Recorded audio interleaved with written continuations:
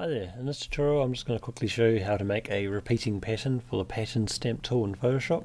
Process is really easy and yeah, let's get to it.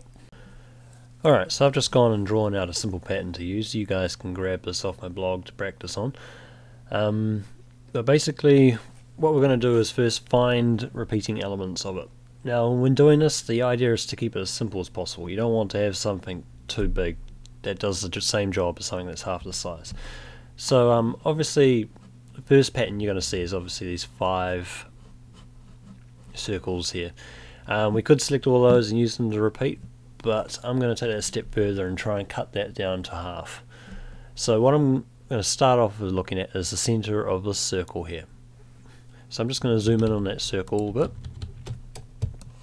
using Control plus and minus to zoom in and out.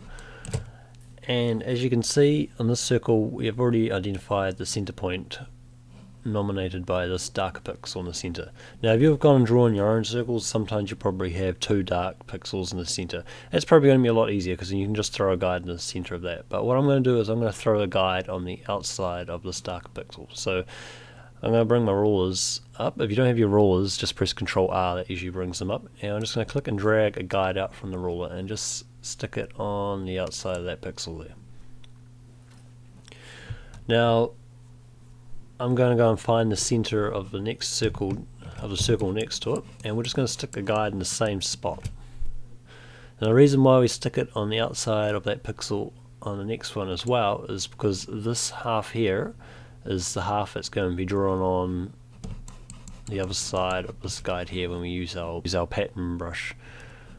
So pretty much what that means is that those 2 halves are going to make a full circle in the end product.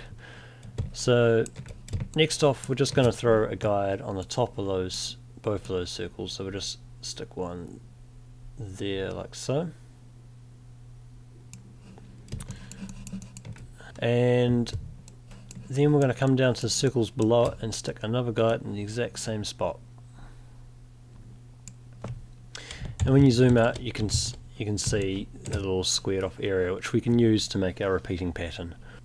Alright, so from here it's just a simple measure of selecting that square and defining it as a pattern.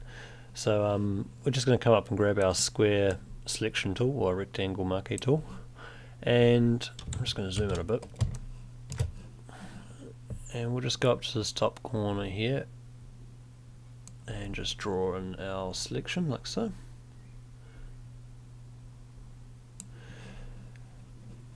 Now before we go and define that as a pattern, I'm going to turn off the background layer here. Hopefully you haven't drawn in these circles on the background layer, and because otherwise you're going to get the white included in the pattern as well, which can be annoying. I want a transparent background in my pattern, but it doesn't really matter. If you want the white, you can have the white, but I prefer to have transparent backgrounds because it's more versatile in the end product. So from here it's a simple step as going up to Edit, Define Pattern, and I'm just going to name that pattern Dots and just hit OK.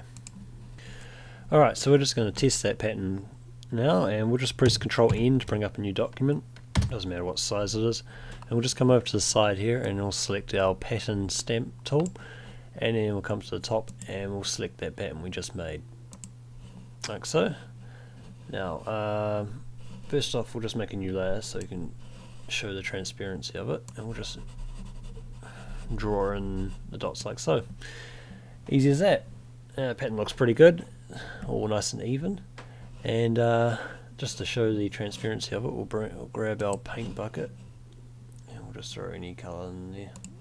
I'm just going to background layer like that, and that's why I like having a transparency on my patterns, because you can just go ahead and change that to whatever colour you want. It's no biggie, and the pattern on top will still remain the same. So there you have it, our repeating pattern. I hope you found this tutorial helpful. If so, feel free to hit the like button, that always helps. Also subscribe, I do plan on making a lot more of these, and yeah, have a nice day.